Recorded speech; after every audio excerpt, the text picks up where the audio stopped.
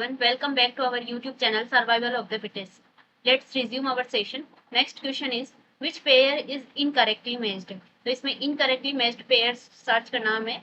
इसमें कुछ क्लीवेज के टाइप दे रखे हैं और यहाँ पर कुछ ऑर्गेनिजम्स दे रखे हैं like insects, fishes, birds and amphibians. So superficial cleavage insects के अंदर हमें पता है सेंट्रोलेसिथल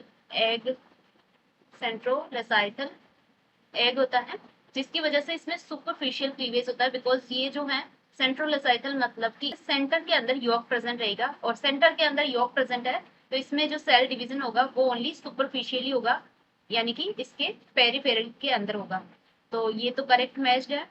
रोटेशनल क्लीवेज फिशेज के अंदर नहीं होता है. फिशेज के अंदर तो डिस्कोइडल क्लीवेज हमने कल देखा था, जैसे डिस्कोइडल क्लीवेज होता है बिकॉज फिश के जो एग है उसके अंदर काफी ज्यादा अमाउंट में यॉक प्रेजेंट रहता है. मैक्रोलेसिकल एग होता है इनका, मैक्रो या फिर मेगालेसिकल भी बोल सकते हैं उसको. तो इस वजह से इसमें डिस्कोइडल क्लीवेज होगा. रोटेशनल क्लीवेज मैमल्स के अंदर होता है. तो ये ऑप्शन यहाँ पर इनकरेक्टली मैच्ड है और ये हमारा आंसर हो जाएगा. डिस्कोइडल क्लीवेज बर्ड्स के अंदर होता है. बर्ड्स, रेप्टाइल्स और फिशेज के अंदर प्रेजेंट रहता है.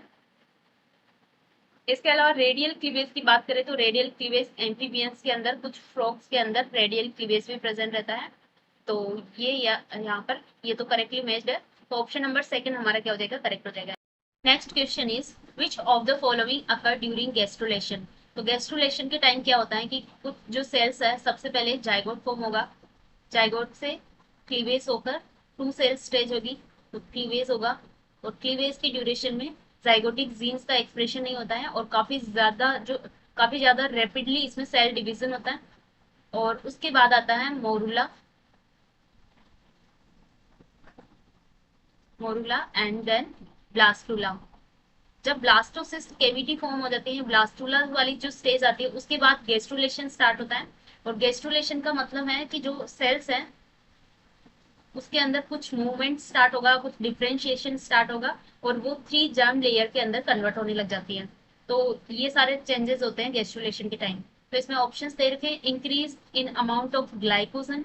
ग्लाइकोजन का अमाउंट इंक्रीज नहीं होगा यहाँ पर बिकॉज ग्लाइकोजन का जो अमाउंट है वो तो डिक्रीज होना स्टार्ट हो जाता है जैसे जैसे जो एग है उसके अंदर योग का या फिर कोई भी अमाउंट, कोई भी एनर्जी सोर्स वहां पर प्रेजेंट है और उसका अमाउंट है वो डिक्रीज होना स्टार्ट हो जाता है बिकॉज रैपिड डिवीजन होता है. तो प्रोग्रेसिवली ये डिक्रीज होगा. Increase in DNA dependent RNA synthesis. Yes, ये बिल्कुल करेक्ट है because DNA dependent RNA synthesis मतलब कि आरएनए का सिंथेसिस होगा ज्यादा से ज्यादा. और उससे पहले क्लीवेज और मोरूला के टाइम यहाँ पर जो डायगोटिक जीन एक्सप्रेस नहीं हो रहे थे, लेकिन गैस्ट्रुलेशन में आकर डायगोटिक जीन्स एक्सप्रेस होना स्टार्ट हो जाते हैं और उसमें डीएनए डिपेंडेंट आरएनए सिंथेसिस होना स्टार्ट हो जाता है. तो ये तो करेक्ट है. इंक्रीज इन अमाउंट ऑफ योग का अमाउंट भी इंक्रीज नहीं होगा यहाँ पर, जैसे कि ग्लाइकोजन के बारे में है वैसा ही यहाँ पर होगा. तो ये भी रॉन्ग हो जाएगा. और decrease in consumption of oxygen. जैसे जैसे सेल्स के नंबर बढ़ेंगे मेटाबॉलिक रेट इंक्रीज होगी और मेटाबॉलिक रेट जैसे जैसे इंक्रीज होगी ऑक्सीजन का कंजप्शन इंक्रीज होगा, ना कि यहाँ पर डिक्रीज होगा. इस वजह से ये ऑप्शन भी रॉन्ग है. ऑप्शन नंबर सेकंड हमारा क्या हो जाएगा, करेक्ट हो जाएगा. Next question is during embryonic development of चिक 5th and 6th aortic arches are developed at. तो इसमें जो 5th and 6th aortic arches है चिक के डेवलपमेंट के टाइम टोटल इसमें 6 aortic arches बनती है. फर्स्ट एंड सेकंड जो होती ये 36 आवर्स के अर्ली जो इंक्यूबेशन होता है, अर्ली आवर्स ऑफ इंक्यूबेशन होते हैं उसके अंदर first and second aortic arches form होती है. फिर थर्ड एओर्टिक आर्च जो है वो 48 आवर्स में होती है.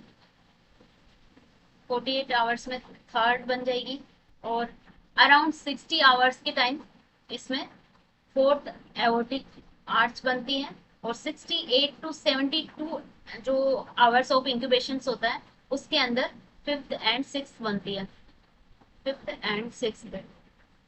ये जो क्वेश्चन है इसमें थोड़ी सी मिस्टेक है बिकॉज ये जो है ये 36 इसमें दे रखा है. ये मॉडल पेपर है जिसके अंदर 36 आवर्स दे रखे हैं, लेकिन जो अपना वाला जो पेपर है उसके अंदर ये 96 आवर्स दे रखे हैं.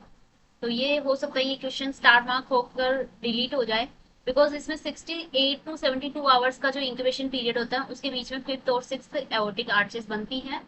तो यहाँ पर 68 भी हो सकता है, 72 आवर्स भी हो सकता है। अप्रोप्रिएट आंसर यहाँ पर थर्ड माना जाएगा अभी, लेकिन हो सकता है ये क्वेश्चन डिलीट हो जाए। तो चिक का जो टोटल इंक्यूबेशन पीरियड होता है वो होता है 21 डेज का, जिसके अंदर इसमें काफी सारे चेंजेस होते हैं। तो फर्स्ट जो भी वीक होता है, जिसमें फर्स्ट 0 to 7 डेज के अंदर इसमें और रूडिमेंट ऑर्गन फॉर्म होने स्टार्ट हो जाते हैं, गेस्ट्रुलेशन स्टार्ट होता है, न्यूरुलेशन स्टार्ट हो जाता है, इसके साथ साथ में इसमें लिम्फ बड बनना स्टार्ट हो जाती है और सर्कुलेशन भी स्टार्ट हो जाता है। सेकेंड वीक जिसमें कि 7 to 14 डेज वाला जो टाइम होता है उसके अंदर इसमें ऑर्गेनोजेनेसिस कंटिन्यू रहता है और फेदर्स और बीक दिखना स्टार्ट हो जाती है। फिर जो लास्ट वाला जो थर्ड वीक रहता है जिसमें 15 to 21 डेज वाला, जिसके अंदर ग्रोथ होती है, ओसिफिकेशन होना स्टार्ट हो जाते हैं, बोन्स बनना स्टार्ट हो जाती हैं, लंग्स का मेचुरेशन हो जाता है, योग सेक का जो है वो एब्जॉर्प्शन हो जाता है। तो ये मेजर चेंजेस होते हैं। 21 डेज पे इसकी हैचिंग हो जाती है एग की, तो चिक के अंदर।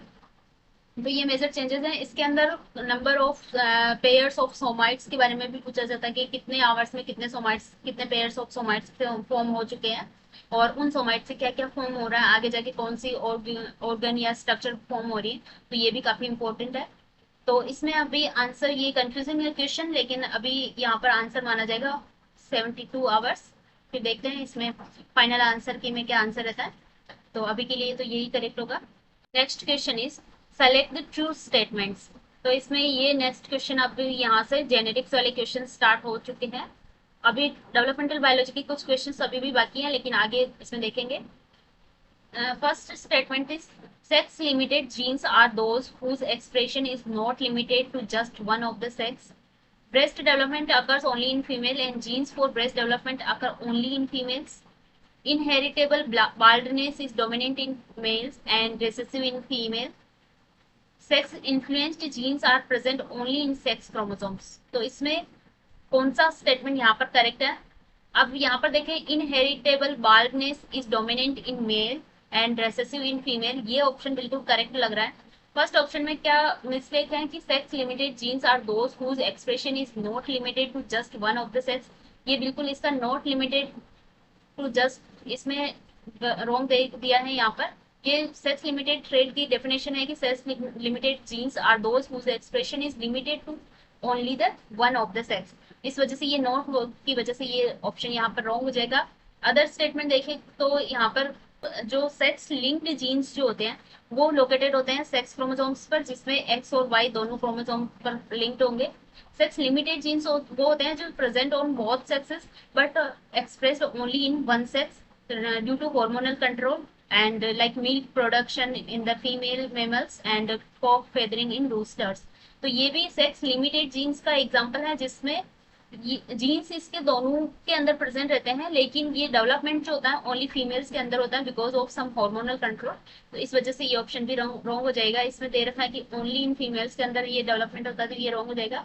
Sex influence genes are present only in sex chromosomes.